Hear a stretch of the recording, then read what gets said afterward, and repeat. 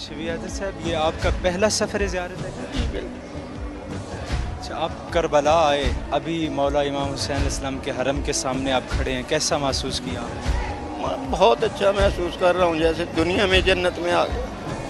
یقیناً کربلا جنت ہے، اور ہر زائر کے یہی احساس ہوتے ہیں جب وہ کربلا پہنچتا ہے۔ چلیں، آپ پاکستان سے آئے، یقیناً رستے میں جو ہے بہت زیادہ مشکلات کا سامنا کرنا پڑتا ہے۔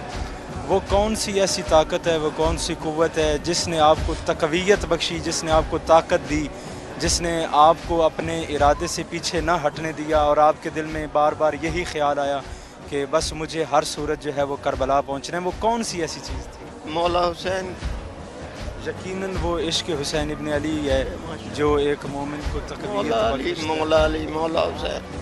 بالکل، یہی وہ ہستیاں ہیں جن کا عشق جو ہے مومن کو تقویت بخشتا ہے کربلا کے لیے۔ چلیں، آپ آئے کربلا، ظاہر ہے اتنے پاکستان کے حالات آپ کے سامنے، اتنے کٹھن حالات، اور ایک مومن کے لیے ان حالات میں یہاں پہنچنا جو ہے بہت دشوار ہے، بہت دقت ہے۔ تو آپ دوبارہ کیا کربلا آنا چاہیں گے؟ بار بار آنا چاہتا ہے انسان۔ ماشاءاللہ، یہ اللہ مولا پروردگار زندگی دے اور اتنی طاقت بخشے کہ دوبارہ۔ مولا آپ کو طول عمر عطا فرمائیں، امام حسین علیہ السلام آپ کی زیارات قبول فرمائیں، اور بار بار مولا آپ کو بلائیں۔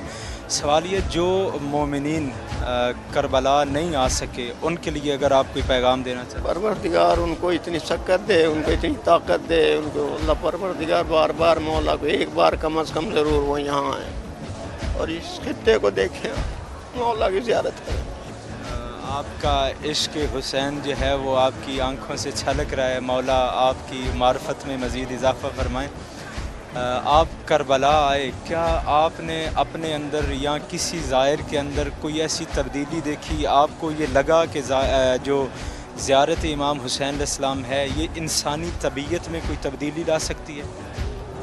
بے شک انسان کو انسان بناتی، انسان کو بتاتی ہے کہ انسان کیا چیز ہے۔ دنیا کوئی چیز نہیں، دنیا کی محنت ہے، دنیا کا پیسہ کوئی چیز نہیں۔